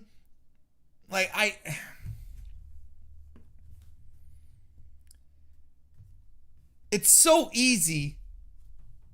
It's so easy to make things more complicated. Because all of this has been just an overthinking of booking from top to bottom. And Becky still comes out and people are cheering for her. You have little girls going, woo! You have the signs. You have big match Becks. You have people going crazy for her. And yet you gotta boo for her. You gotta boo her. And you hear it. You hear them turning down the boos as she comes out. You hear it.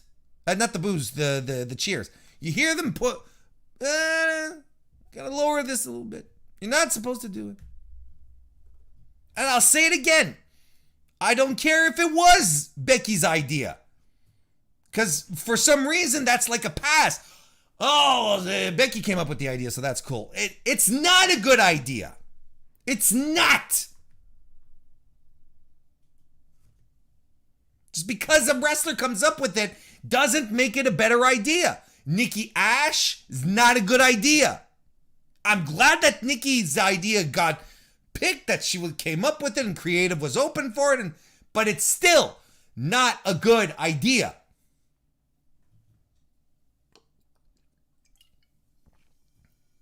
And then the big one.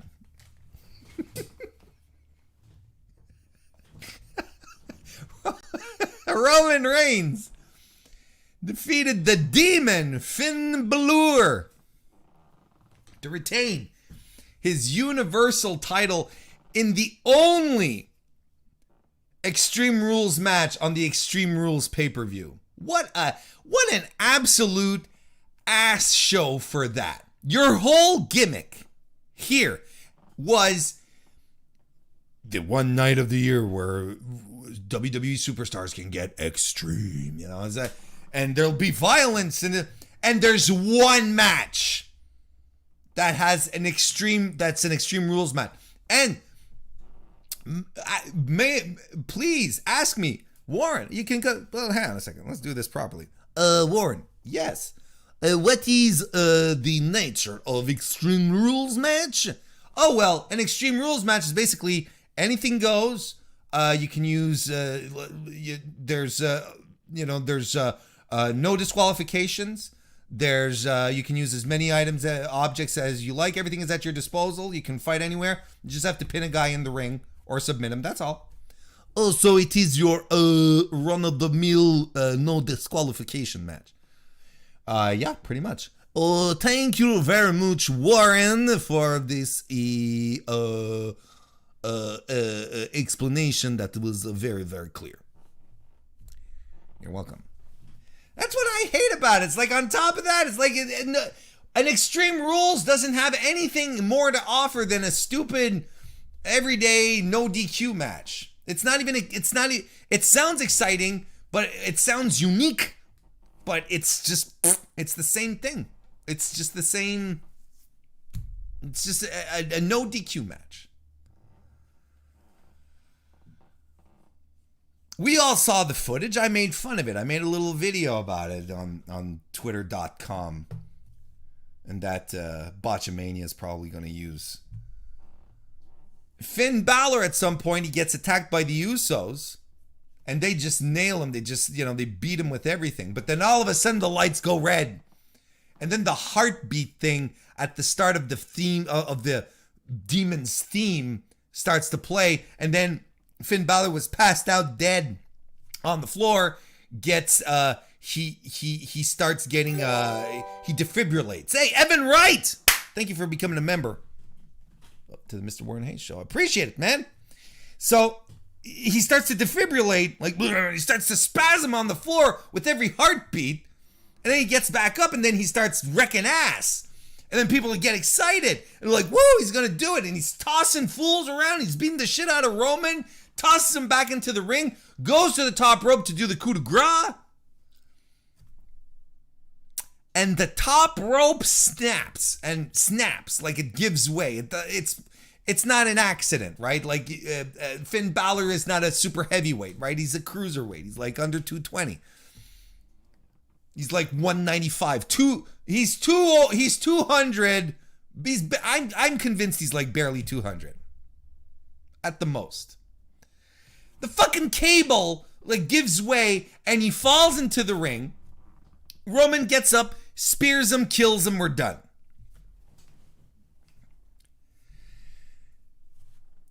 Now, this is the most WWE finish, right? Like this is the absolutely most World Wrestling Entertainment finish you could get. Because you're into this match, you're invested in it, and the crowd was hot for this. The crowd was nuts on their feet for Finn Balor getting back up, wrecking ass, breaking faces, then going up onto the top rope, and then when Roman speared him, the place just went dead.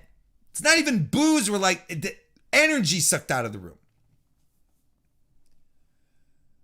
Because the only way WWE seems to be able to do is like, oh, we need to do this convoluted ending because we just can't have, a fucking regular end to a fucking wrestling match, right? And it pissed me off.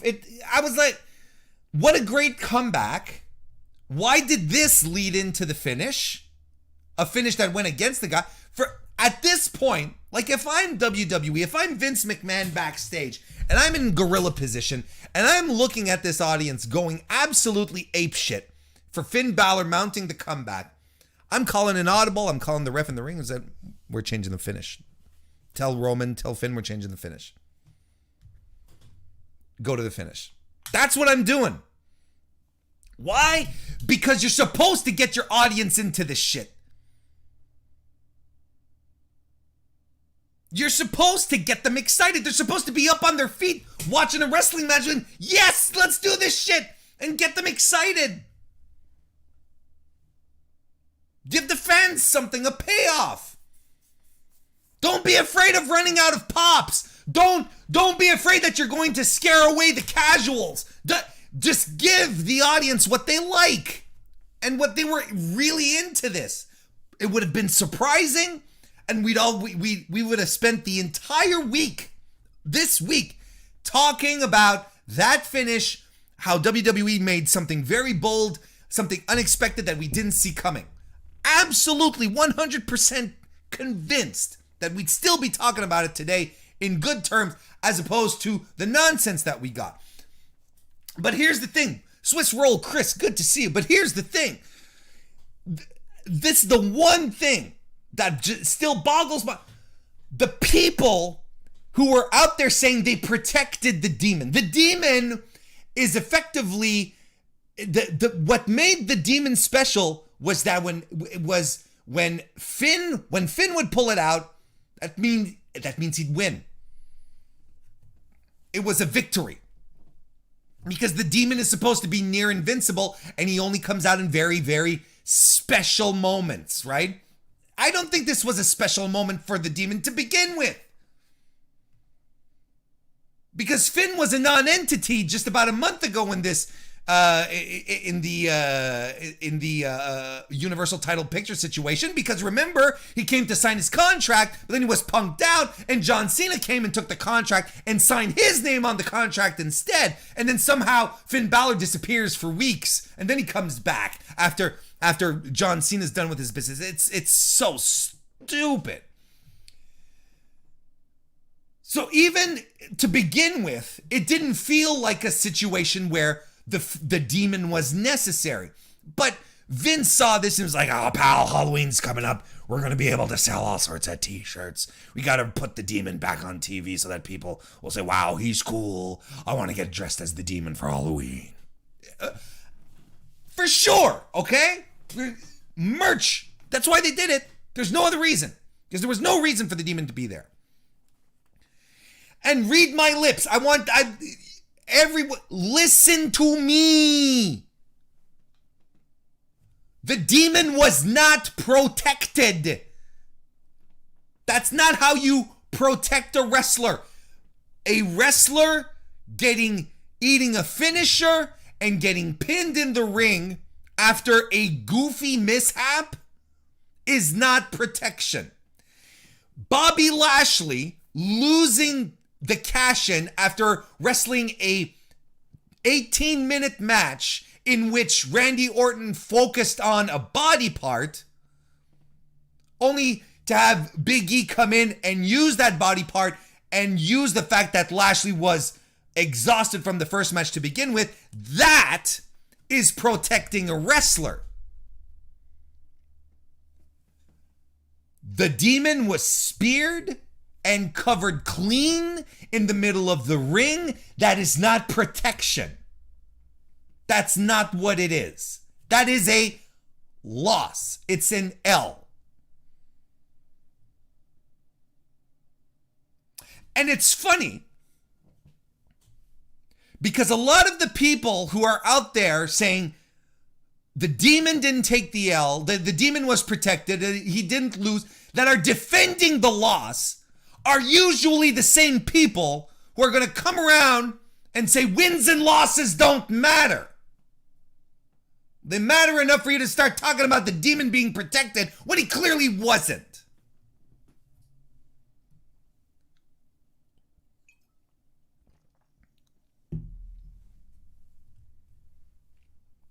Was it shit? Yes, it was shit.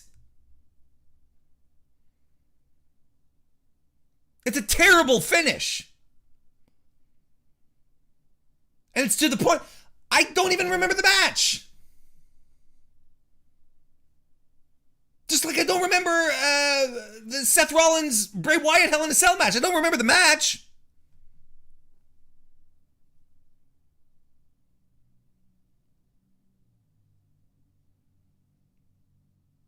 I hope Finn Balor is happy that he doesn't need to be dropped on his neck anymore in New Japan to make a living, to make a good living. That all he has to do is look like a goof and get a big bag of cash at the end of the day. I hope he is.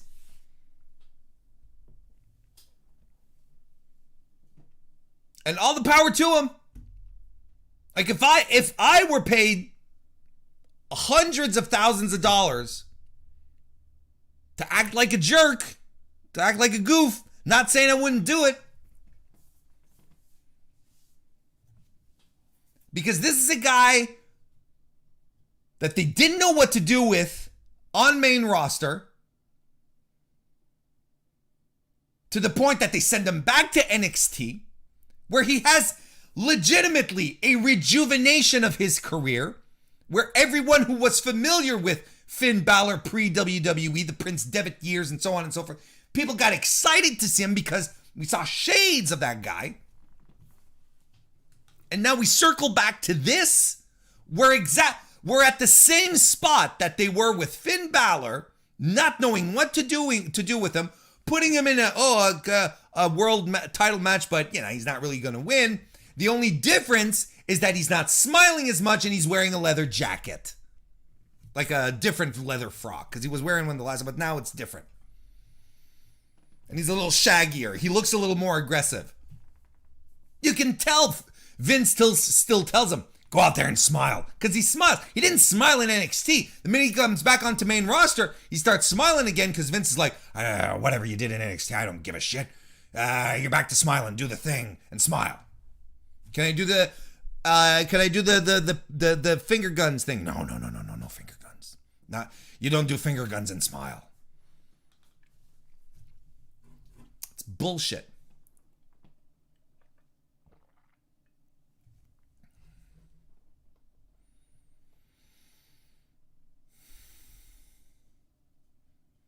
I really did talk too much about the Rhodes to Riches, Rhodes Wild show.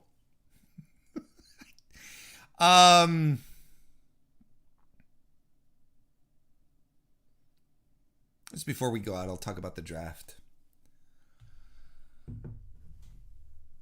I know a lot of people are excited about the WWE draft. A lot of people get excited every year.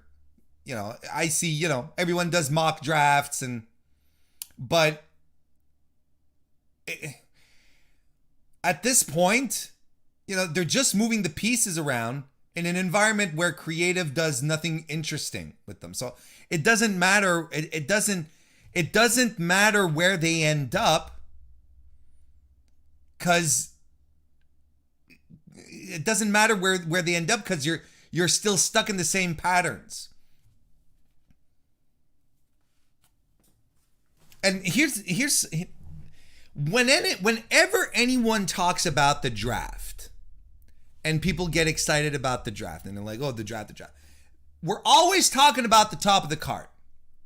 We're talking about, this is the main talking part, right? Drew McIntyre, who's the top guy.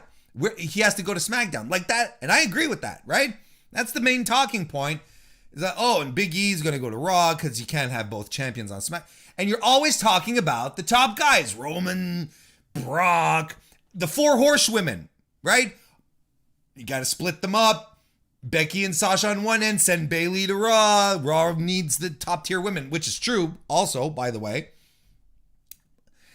But no one really then talks about, you know, the rest of the card, because there's no mid card to get excited about. Look, there's no mid card on SmackDown. Raw has some good things going for it, right? They have, you know, Riddle, Styles, who technically is a top guy, right? Sheamus, Damian Priest, like they've got something going there. But on SmackDown, sell me the mid card. Nakamura? Kevin Owens been on and off. They don't know what to do with Kevin Owens these days. You know, fair rumors that he might be leaving. So why would you invest? Anyway, look. You need to have an emotional investment in your entire card for this draft to mean something. One of the things I feel people don't talk about enough is how good the mid card on AEW is, because from top to bottom, people are excited to see these people.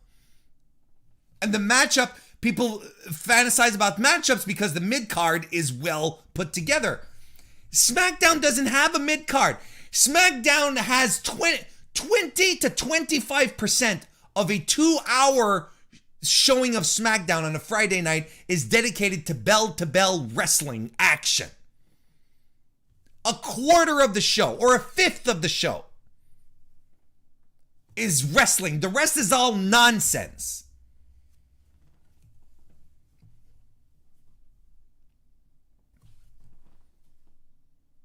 Mid-card, there's some good mid-card elements on Raw, but other than that, do you want to split them up and send them to SmackDown in the no man's land? SmackDown is not a good show. Wrestling-wise, it's not. It's systematically the main weekly wrestling television show that has the least amount of wrestling on it. Systematically, week after week.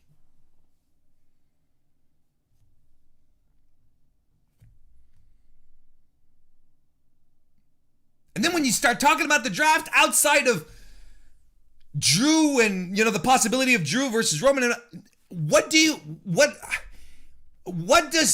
Nakamura bring more to Raw or to SmackDown? I don't give a shit. Who cares where Happy Corbin ends up? Or Apollo Crews?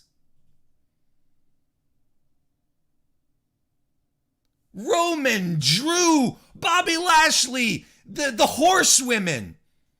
That's all people talk about. And then when you're done with that, it's like, well, everyone sort of smooshes together because everyone is interchangeable. More than that, everyone is expendable. Who here has done a WWE mock draft? Seriously, listening right now, who has done a mock draft and was like, I'm super stoked at the idea of Reggie heading to SmackDown?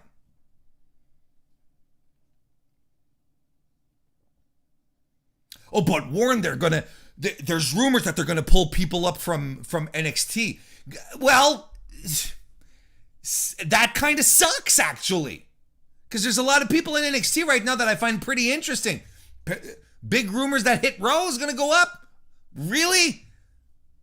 $, what's his name? Big Dollar, $50? What's his name? He's a dweeb. I guess he belongs on main roster then.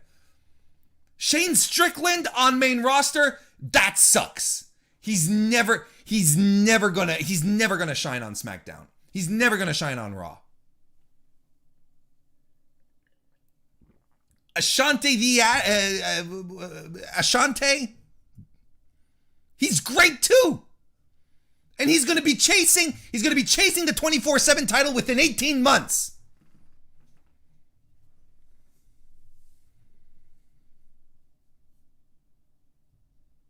It sucks. It sucks because we should be exciting. And of course, the stupid thing is that they're doing this a couple of months before Survivor Series, the brand supremacy thing, where you've just recreated your brand affiliations, your brand loyalties, and we're supposed to care about it?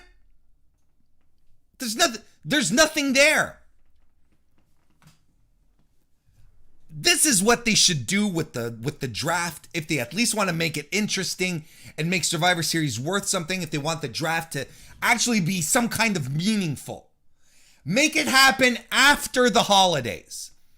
Back in January, give WWE fans something exciting, a little nugget on TV that they can get excited about. Coming back from the exhaustion of the holidays, everyone's sort of like in that mood, post-turkey and presents and all of that, and you're staying in because you blew all your money during the holidays buying gifts, so you're not going out to shows and all that stuff. Do the roster, the draft thing after the holidays. It's Royal Rumble season.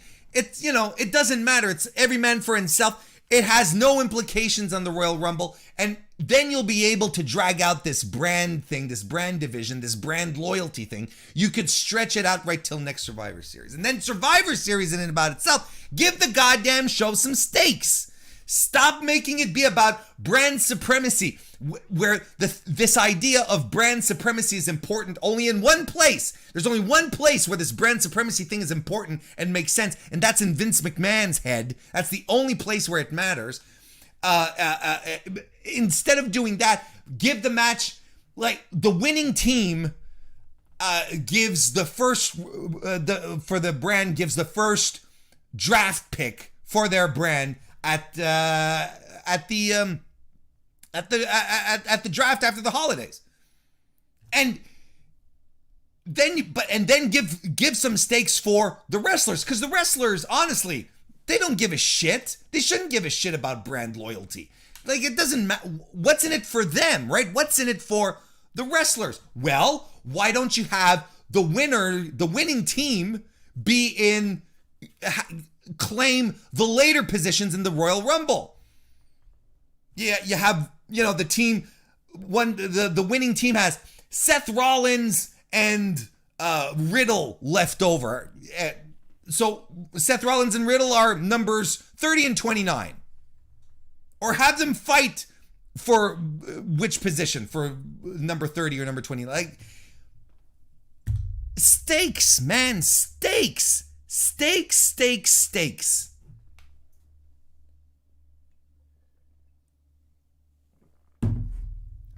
What shit?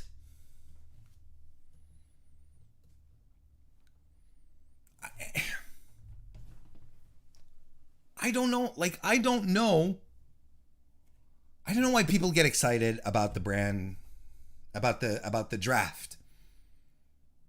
Because we're really going to be at the same spot, at the exact same spot where we were.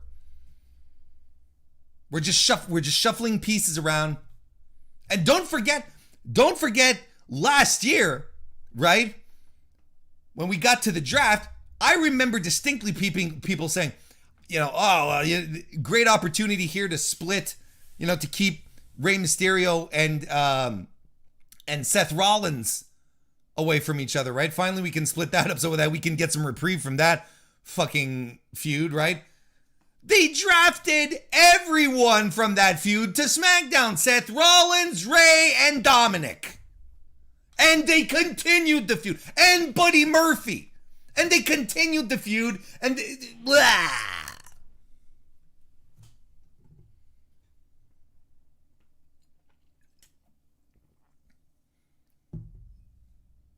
I had one person tell me about Extreme Rules.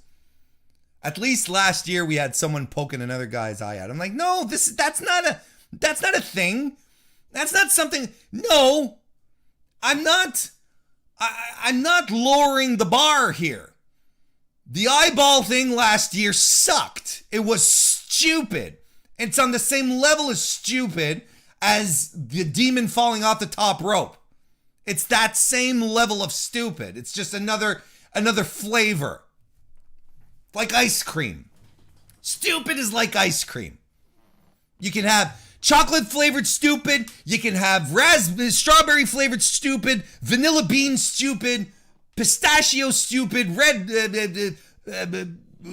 chocolate ripple. Rocky Road stupid.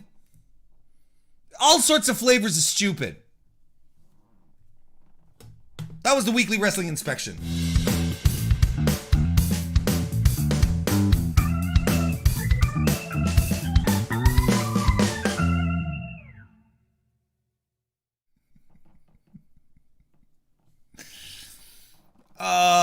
Two scoops is stupid. 32 flavors is stupid. I think I might be on to something here.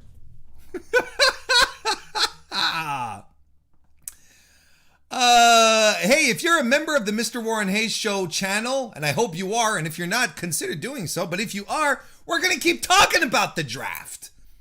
That's what we're doing tonight. We're heading over to the post stream in just a couple of minutes. I'm going to fire that up for members only, and we're going to talk about the draft.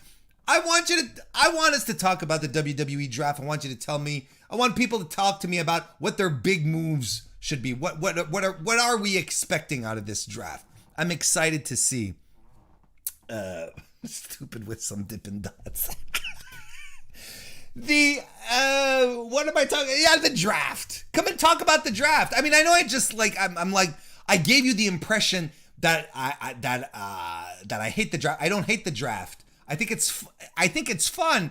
It's just WWE just doesn't follow through, and it ends up just being another thing they do that is otherwise meaningless. Anyway. I want to thank everyone for showing up tonight, because this was a lot of fun. What am I doing? Yeah, tomorrow night, G1 coverage continues, 7 p.m. Eastern. We're going to be talking about nights 7 and 8. Night 7 was pretty fun. I enjoyed it. I thought it was a good little wrestling show that we got. So I'm excited to discuss more about it. So I'll be doing that. Otherwise, come and join me next week. Come and join the Mr. Warren Hayes Discord. Have a good time, y'all. Otherwise, have a great, just have a great time. Talk to you soon.